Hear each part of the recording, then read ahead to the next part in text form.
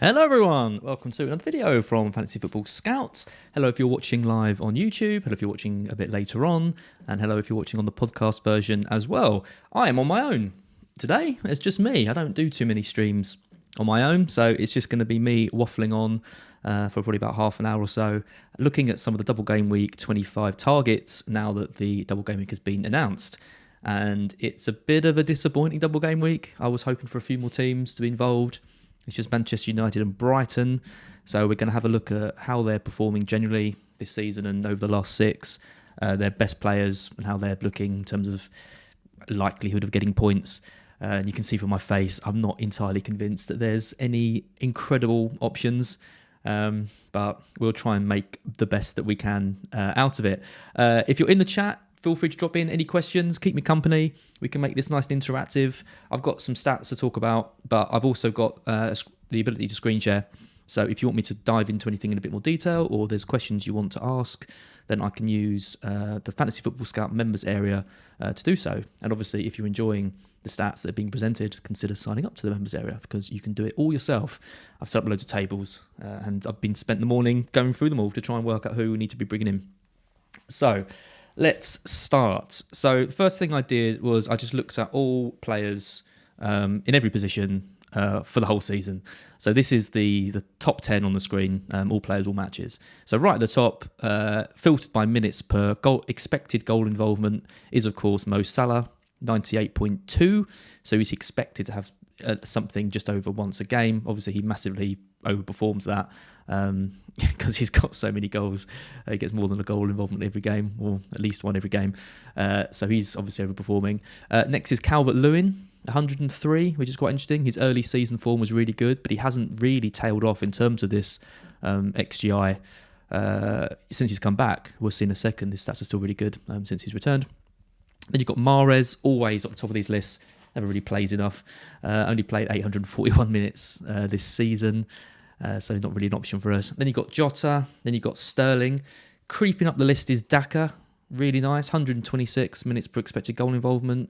Could be a factor if we see Vardy kind of missing out, a bit longer. But with Vardy coming back and Iheanacho knocking around, it's hard to kind of go for him. And then you've got Cristiano Ronaldo. So Cristiano Ronaldo is the first and only double game week player that we've got who actually features in the top 10 of expecting goal of XGI expected goal involvement minutes. So 129.5 puts him ahead of the likes of Mane, Gundogan, Firmino, but below players like Sterling and Jota. So it's a good record for him.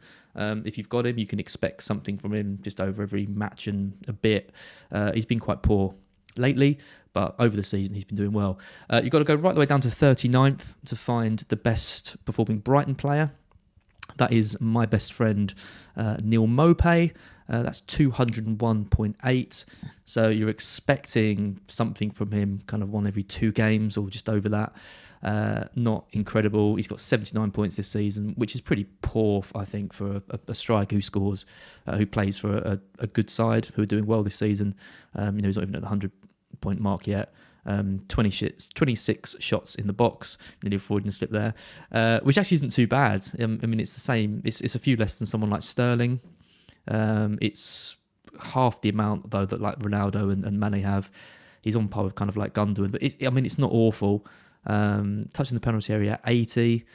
So Cristiano is on like 105. Salah's on 204 touches in the penalty area. So Salah gets the ball 4 times as much. Oh, so that's Bruno Fernandes. He gets a touch in Bruno twice as much as Maupay does.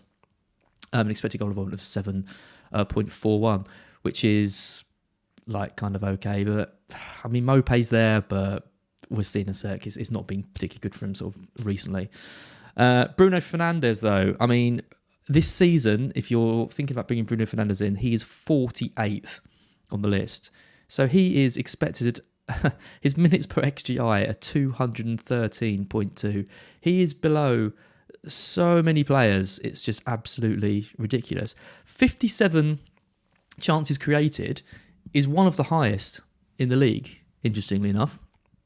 But with just 19 shots in the box, 52 touches in the penalty area, he's just not getting those kind of real good chances. He's creating chances, but they're not being put away. They're not particularly big chances. He's playing deep. He's looking a bit lost with Ronaldo in the side. So yeah, I mean, you wouldn't have thought after the hat trick in game week 1 that Bruno Fernandes would be 48th on this list. 47 players with an expected goal of better than him. So that's all matches anyway. Probably more useful for us is to look at it in a bit more detail with the short term. So over the last 6.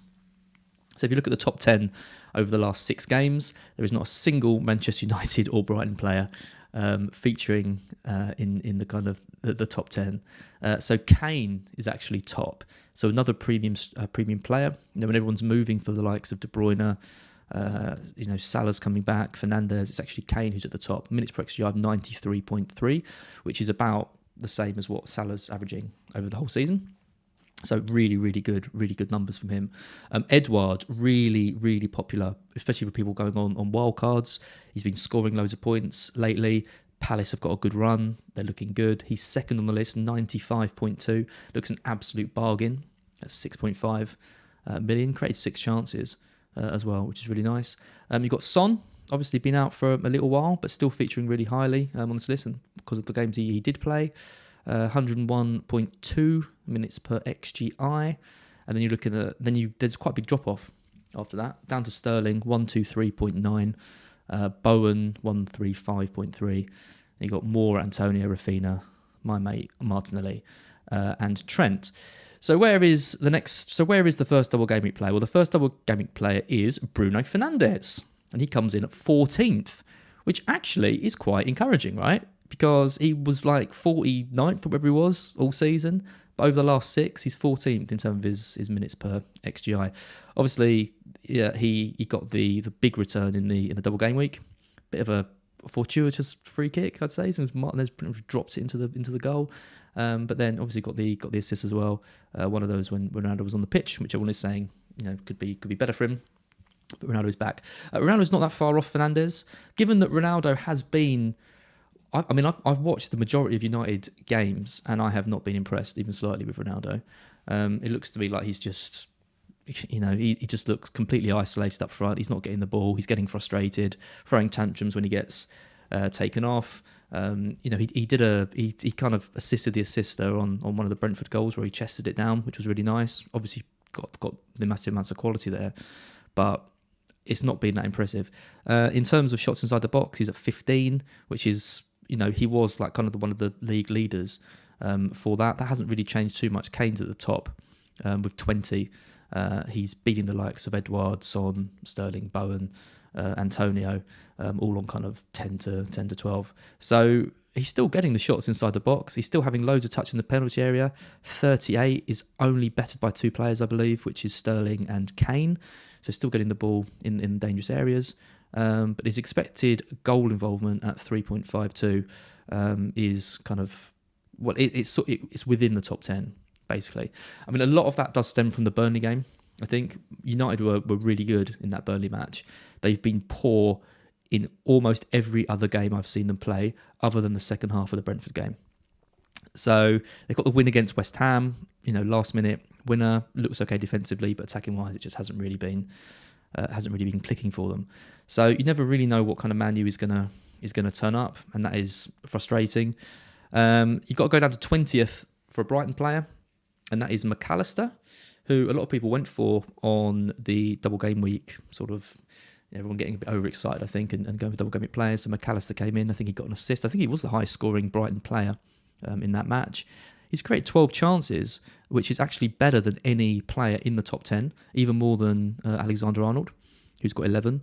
Rafinha's also got 11 as well. His minutes per XGI are 236.5. Shots inside the box is 4. I normally like the shots inside the box metric because that is where you want your players to be taking shots. So he's not taking the shots in the kind of the most dangerous areas, and his touches in the penalty area is only 13. So that is quite a lot less than sort of all the other players. Like I said, Ronaldo's is at 38. So Ronaldo's having 3 times the amount of shots that McAllister is, but then he's 3 times the amount of money.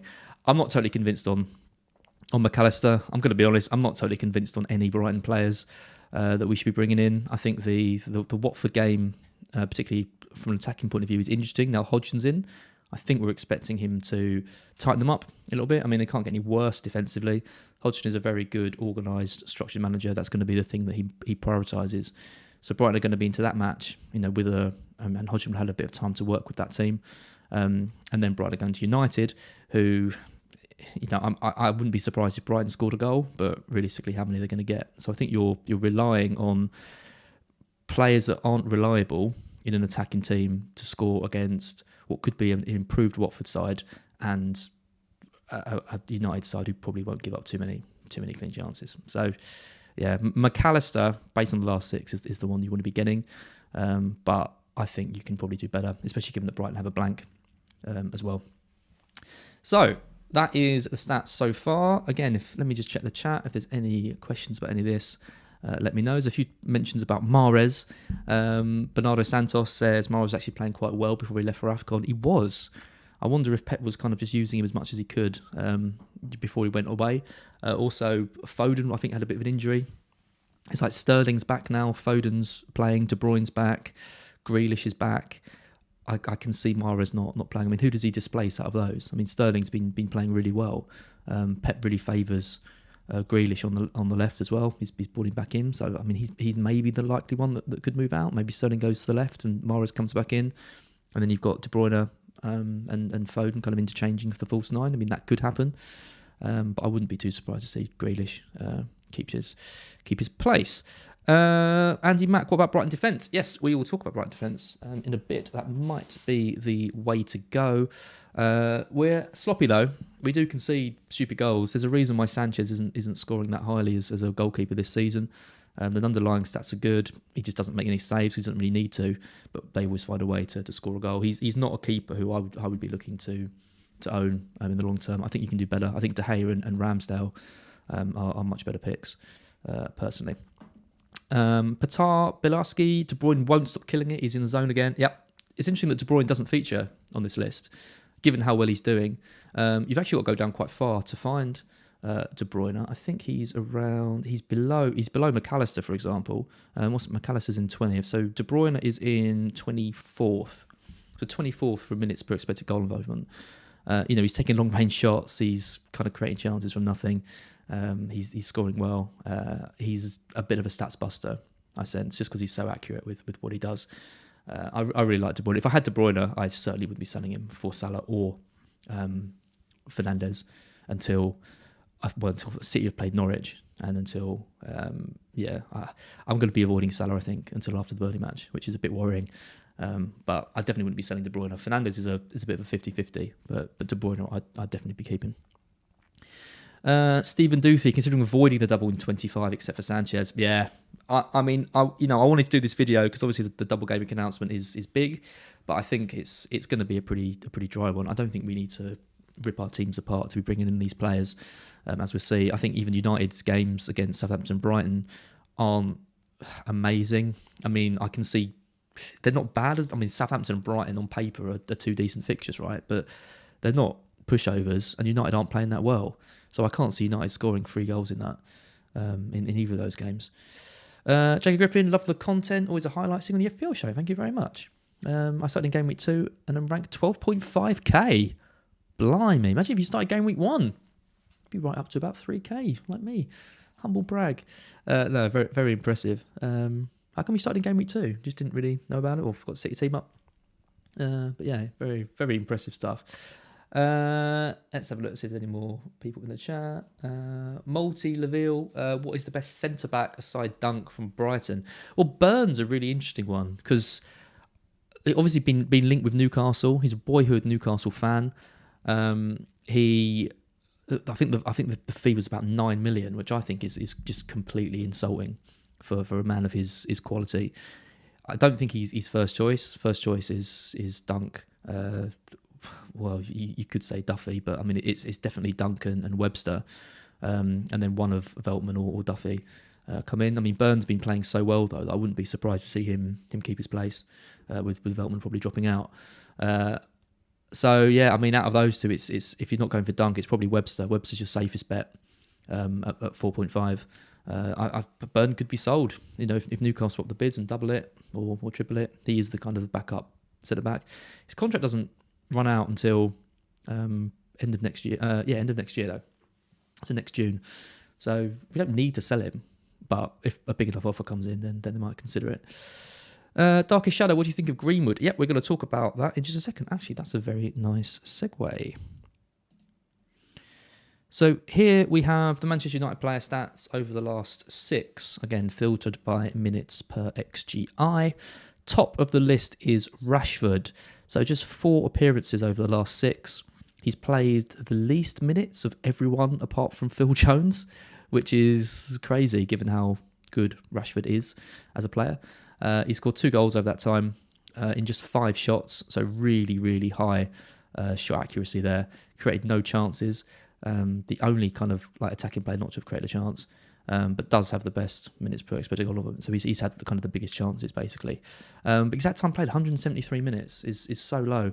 I mean, you mentioned Greenwood. Greenwood's second on the list, minutes per XGI of 186. He's had 6 appearances, so he's played at least some minutes in every game. 425 minutes. Is only bettered by Ronaldo out of the kind of attacking options. He's got 1 goal.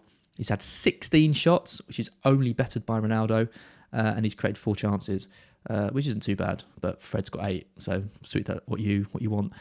I think Greenwood's a good option. I think Greenwood at 7.2 is a decent shout. If you're not going for Ronaldo, if you're not going for Fernandes, if you've got a spot in your team and you want to kind of get in a bit of a differential option, I think these stats indicate that Greenwood is going to play probably both the games, and he's the second most likely player to get you points. So yeah, why not? Why not go to him? You got Cavani in third. I don't think anyone's going to be going there. 5 appearances, 349 minutes though. He has played quite a lot. 1 goal, 1 assist, 7 shots. Then you've got Fernandes, finally, one of the big names. 12 chances created is the most out of all the United players by some distance. And Fred is next with 8. 2 assists. Shots, he's had 8, so half the amount of Greenwood and Cristiano Ronaldo. But he's always been a bit like that. You're kind of getting him in for the set plays and the chances that it creates. We're seeing him maybe operating in a slightly different role now, pushing forward a bit more. But I'll show you some Bruno stats in a minute to indicate that I'm not that blown away with his improvement over the last couple of weeks. They're not massively different to what he's been doing kind of all season. Ronaldo is then up below Elanga as well. So Elanga's come in at 4.8 now. He's the one that's keeping kind of Rashford out of the side. He scored the goal again against Brentford.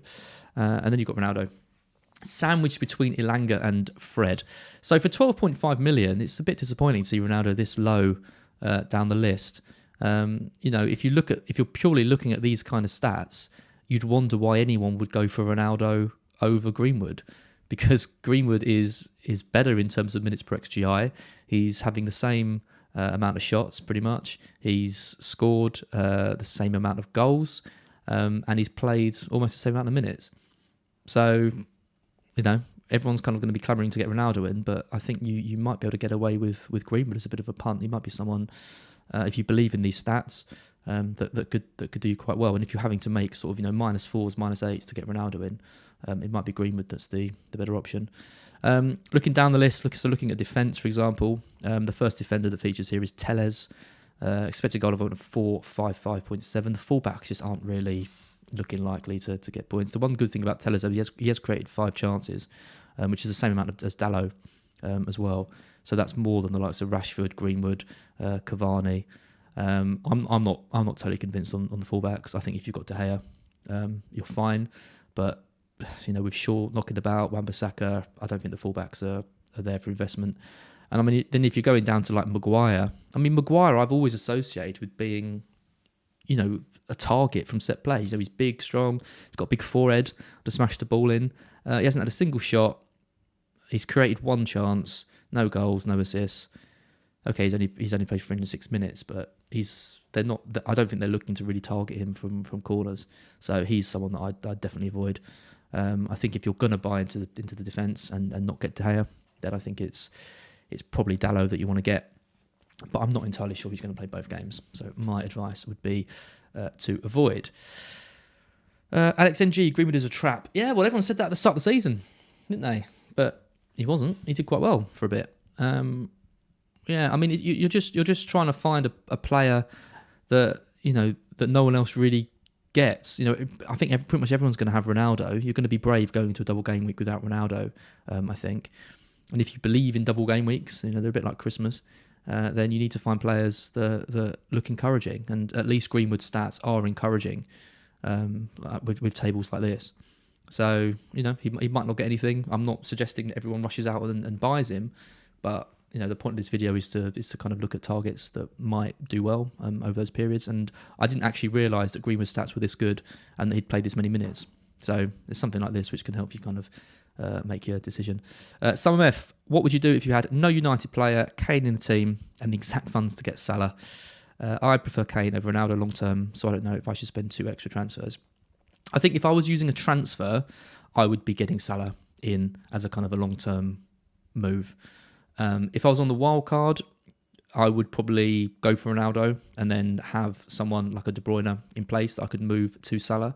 It's just if you're buying Ronaldo, you're using a transfer for that, and then if you're switching him to Salah, you're probably having to use 2 transfers for that. So you're essentially using 3 transfers. Whereas if you're on your wild card, you can get that spot sorted and only have to use 1.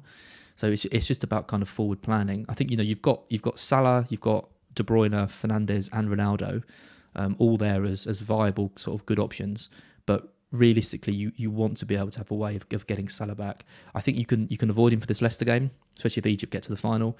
I think you can potentially avoid him for the Burnley game as well, given that United have a double game week and City have Norwich.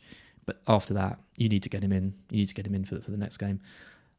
Liverpool play Norwich at home. Like you can't go into Liverpool play Norwich at home without Salah. So just make sure you've got a plan to bring him in. Let's take a quick look at Fernandes. So this was a little bit of research that I did. Apparently this screen looks a bit weird. Maybe do I need to do anything? No, let's keep it. Okay, so what I did was I just looked at Fernandes this season, 1 to 21. And then I looked at Fernandes again, 22 to 23. Oh, thank you, Nick Loliaz. I expected you +1. Yeah, no one fancied it. Well, actually, Chris did offer, but I thought, given it's quite a statsy one, I thought I'd do it myself. And yeah, you'll keep me company, so it's quite nice. Okay, Fernandes. Let's take a look at these stats. So this is the average appearances of Fernandes, like sort of early in the season when he was not doing particularly well, to the new improved Bruno Fernandes of the last few games, which everyone's saying is he's looking a lot better. So looking at the heat map straight away, not a huge amount of improvement. The touches are around about where they were the same, which is fine. You'd be worried if it was all kind of in the deep roles here, but he's getting the ball sort of near enough the penalty area, not to worry about it too much. So this is encouraging. The Fantasy Football Scout stat summary: +8 key, 74% overall. Yeah, easy, job done. He's looking much better. Yeah, I mean, he's looking better in some ways, but it's not enough to make me think that he's a completely changed man. So his expected goal, for example, 0.2, exactly the same the last couple of game weeks on average that it was before. XG non-penalty, 0.2 to 0.1. So, I mean, 0.2 is nothing really. It's not fantastic. Minutes per XG, 373.6 to 435. So, I mean, 435 is literally unbelievable for someone like Fernandes, but 373 isn't massively better. It's still, I mean, a goal from Fernandes every 4 games or something like that. He's much better than that. You look at his expected assists as well. His expected assists have gone from minutes per expected assist 430 to 413. I mean, an expected assist every 4 or 5 games for someone like Bruno Fernandes is crazy. XG on target 0.3 compared to 0.1. Expecting goal involvement 0.5 to 0.4. These aren't huge increases. These are like small increases on something on average. And given how poor he's been all season, you would expect the new improved Fernandes' stats to be absolutely skyrocketing. There's one stat here which is the reason why he's doing so well. And I'll show it to you in a minute. So touches, he's getting the ball more. He's getting the ball every. He's getting 73 touches a game compared to 66. More touches in the opponent's half, which is good. 49 up from 43.5, which is nice. More touches in the final third, but not by much. Receiving the ball every 1.2 minutes compared to 1.3, not a huge amount of difference there. He's getting the ball, minutes per pass received, about the same, 1.9 compared to 1.8. Dribbling less. I think he's getting forward more, so he's dribbling less to get forward, which is probably encouraging from the sense that he's going to be getting into better positions without needing to take the ball there. Less take-ons, half his take-ons, which is quite interesting. So slightly new role. Then look at this. Goal involvement, 67% to 32%. His BPS is up, 30.3 compared to 16.3. He's getting dispossessed less, which helps him with the bonus as well, which is useful. Penalty area touches, 3 to 2.4. Not a huge amount of difference there. 3 penalty touches a game. It's okay. And we're getting to the stat in just a second. And then minutes per goal, 134.5 is massively up on. Minutes per goal for Bruno Fernandes this season, 301 minutes. Crazy. Then look at this, goal attempts. His goal attempts are down on average, 2.2 to 2. Less goal attempts in the box on average. But then look at this. This is the killer stat. Shot accuracy, 50%. That's the reason why he's looking better, because he's being more accurate. But how sustainable is that? It's up from 25.6%, which is kind of an average, I'd say, kind of stat, probably below average. Up to 50% though, that is low. That is high. I don't think he's going to be able to carry that on. A goal conversion of 33.3 is about kind of what you'd expect from him, but he hasn't been doing that this season. So is it just the case that he's now suddenly this really accurate shooter, or is it the case that this is just a bit of a hot streak for him, and he might regress back to how he was previous in the season? Or will he go back to his Bruno Fernandes form of last season, which I'm going to show you in a second? Everything else is about the same. His assist potential is down. He's creating less. He's doing less through balls, but he's creating more chances. So I'm guessing he's crossing. He's crossing more. He's creating big chances from 0.7 to 0.4. These aren't huge numbers. Basically, nothing on this chart suggests to me that Fernandes is suddenly absolutely incredible. Let's have a look at his stats over the last couple of game weeks on average compared to last season. Again, you can do all this in the members area if you like. So he's got an XG every match of 0.4, so that's double what he's doing now. Last season, his expected assist was up 0.3 to 0.2. XG on target 0.5 compared to 0.3. It's a very statsy podcast this. Let's just try and find some of the key ones. Penalty of touches 3.4 to 3, so more touches in the penalty area. But goal attempts, look at that. He's having an extra goal attempt every match, pretty much, last season compared to before. And an attempt every 25 minutes compared to every 44 minutes. So he's just not shooting as much as he did last season, which I just think is just massively disappointing. His assist potential is strong though. The last couple of games, minutes per chance created 30 compared to 33 minutes. So it's about where he was last season, but it's the goal threat that's massively down. So he's completely reliant on those assists. And where was the other one? Let's just see his shot accuracy. Yeah, so his shot accuracy last season was 41.3. So it's up to 50 this percent. His goal conversion was 14% last season, and this season it's 33%. So that tells me he's not that good at converting chances. He needs more chances, and he's getting less of them this season. So I don't think he's going to get loads of goals over between now and the end of the season if he carries on the way that he's going. I just think everyone's getting a bit overexcited with him, to be honest. Anyway, that is enough for Bruno Fernandes. Let's move on to the only team that matters this double game week, which is Brighton. Martin Boyle asked if I'm Mark in disguise. I could well be, actually. Yeah, I need to work out if we're doing a Black Box next week as well. I think I will. I'm not sure if Mark is around, but I will be. I think Mark's turned me into a statsy convert. Okay, so Brighton. Welbeck's at the top of this list. We're looking at minutes per XGI. Again, he's played 178 minutes, which is a worry because he's not starting enough games. 5 appearances in the last 6, which isn't too bad. Then you've got Pascal Gross, who's just... from where he was a few seasons ago, he's just completely lost his ability. I watch him taking corners. He just can't beat the first man. Every corner's terrible. He was one of the players in the league that created the most chances. He's only created 5, in his 204 minutes, and it's not much better from what he's been doing kind of the rest of the season. Trossard's there. Trossard is just so disappointing from an FPL perspective. 346 minutes. He's playing the majority of games. I think he missed one of the doubles. 12 shots is only bettered by McAllister. 4 chances created is really poor. Minutes per XGI of 174.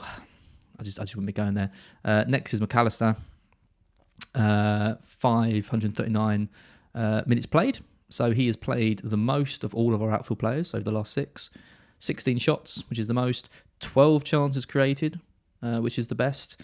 I think McAllister, if you're desperate, if you cannot be without a Brighton attacker for this double game week, I think you have to go McAllister. So, yeah, McAllister and Greenwood, they're the ones that these stats are kind of pointing to. Looking at defence, looking at Lamptey. Little Lamptey's made 6 appearances but hasn't started every game. You never really know when he's going to start. I thought by now he'd be playing, starting every match, and he's not. I think he's probably too risky to buy in for the double. I think you've got him already, you keep him, but I wouldn't be interested in buying him. His minutes per XGI is quite low though. I mean, 419.5. I had bigger hopes for Lively Lamptey.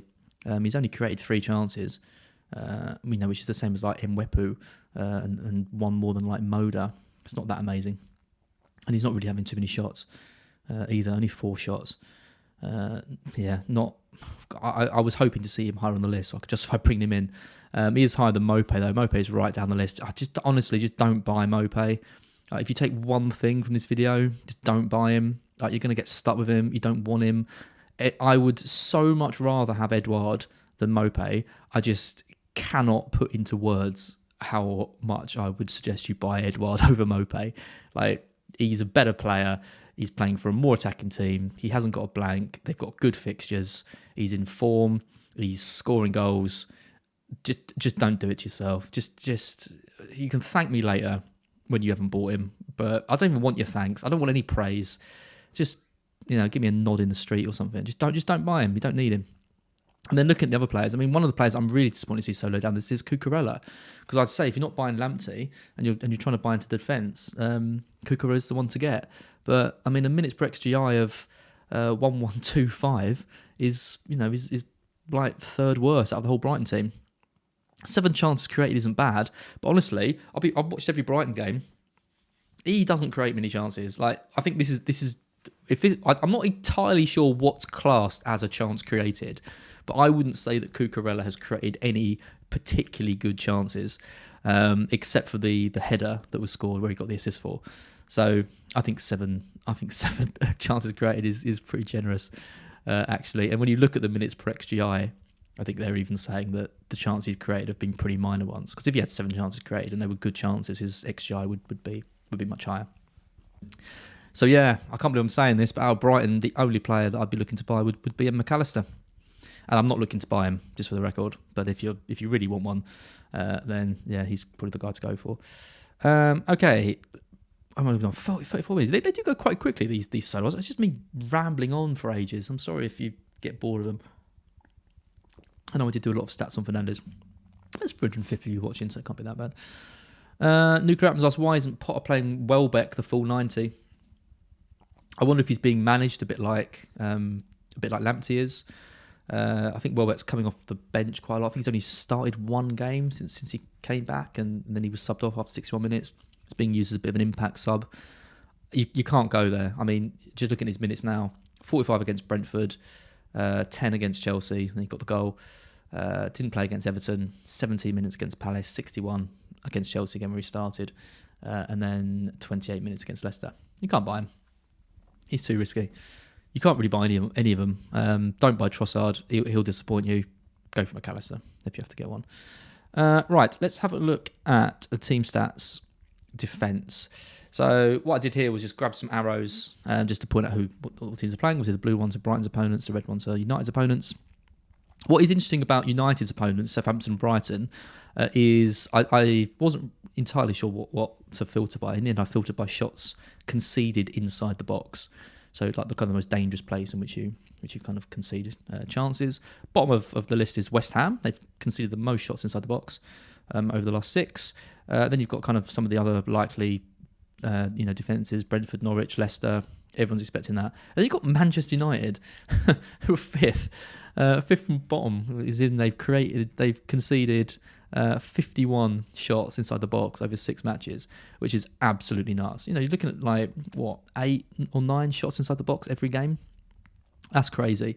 Above them is Brighton, who is also quite surprising, because given that we're a good defensive side, but we are conceding chances in kind of the wrong areas. And then up from that, you've got Southampton. So you've got Southampton, Brighton kind of in the bottom 10 for shots conceded inside the box. United's opponents, not a bad option.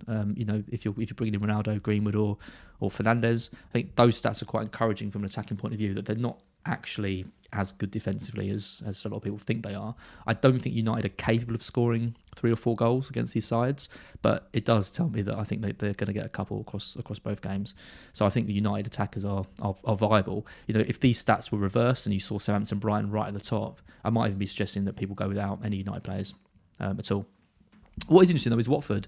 So Watford had a good run, but they are leaky. They still haven't kept a clean sheet yet, but they're 1, 2, 3, 4, 5, 6. They're 7th on the list for shots inside the box. So they've only conceded 34 shots inside the box over the last 6, which is the same as Villa, who have played the same amount of games as them, on 4. It's the same as Liverpool, but they've played a game more as well. But it's interesting. They're not kind of bottom of this list. Burnley are just below them, but they've only played 3 games. So Watford are showing signs potentially of tightening up a little bit, even though the results have been so bad for them. I really do think Hodgson is going to come in and sort them out. So these underlying stats maybe suggest that there is something there. If they can keep the shots coming from outside the box, they stand a chance, and Foster or Backman can save them. But he's basically just got to carry on from this and just ensure they don't concede inside the box, basically. But yeah, they have only played 4 games, so maybe I'm being a bit overinterpretive with it. Let's have a quick look at the attacking stats. So if you're thinking about buying defenders, Manchester United are 6th on this list in terms of attempts inside the box. I've just kind of reversed it around. 51 attempts inside the box is the same as Chelsea. It's 1 less than West Ham. And then you're going up to like City and Liverpool, who are much higher. Omar says, "This is the last 6 games. He's not least size players. You can't read total shots conceded out of the table like that." Well, you can. I mean, you can look at averages, can't you? You can look at averages over the games. Maybe it potentially wasn't the best way to do it, but yeah, I don't know. I think it's still fine to look at it like this. And if you look at Brighton as well, so Brighton have played 6 games too, just like United, and they're sort of in the top 10 as well. So you're thinking about United defenders. I think they could keep a clean sheet against Brighton, but the numbers are kind of fairly decent to kind of show that they might be able to. And then you've got Watford and Southampton, sort of much lower down the list in terms of attempts inside the box. Yeah, maybe I should have done it by matches played rather than game weeks. Maybe you are right. Anyway, basically what I took from this is that United's attacking stats aren't too bad. They are they're not kind of halfway down the list. Their opponents are conceding chances and are kind of somewhere up the list. So I think the United attackers are viable to get in, and I wouldn't be advising people to go without one unless you're having to rip up your team to bring in Ronaldo, and then you'll have to be ripping your team into to get him out. I think if you haven't got Ronaldo or Salah or a premium mid, I think you move for one of Fernandes or Greenwood, give them the captaincy, and then find a way to upgrade them to Salah. I don't think Ronaldo is completely and utterly essential for this double game week. That is the long and short of this whole thing, basically. I think you can do just as well, potentially with one of those, and avoiding him, even though it would be scary going into the game. His stats aren't like so amazing that I think you have to get him. The fixtures are good, but not great. United's attacking stats are good, but not like unbelievable. I think you can get away with it. That's basically it. And from Brighton, McAllister or no one. So there you go. That is your conclusion to this. If you're a part of the TLDR crowd and you don't care about all the other stats and just listen to the final bit of this thing, maybe buy McAllister, probably get Ronaldo. If you can't get him easily, get Greenwood or Fernandes. And just get De Gea. I think everyone should have De Gea. I think he's the best goalkeeper to own at the moment. that's it. Let's be done. 40 minutes. Blimey. Thank you all so much for sticking around for this. Obviously, this could all change. It's a long way to go until the next game week, and especially the 25. But we have, I think, our ability to start planning for things now should have improved massively, given that we now had a full round of games for the first time. So now's the time to get your planners out. Fantasy Football Scout has a transfer planner for members. Get your spreadsheets out and work out basically how you're going to get Salah back in and when you're going to get him in. Whether you're going to bring him straight away, whether you're going to be looking to get him in ahead of 25 or 26. So thank you, everyone.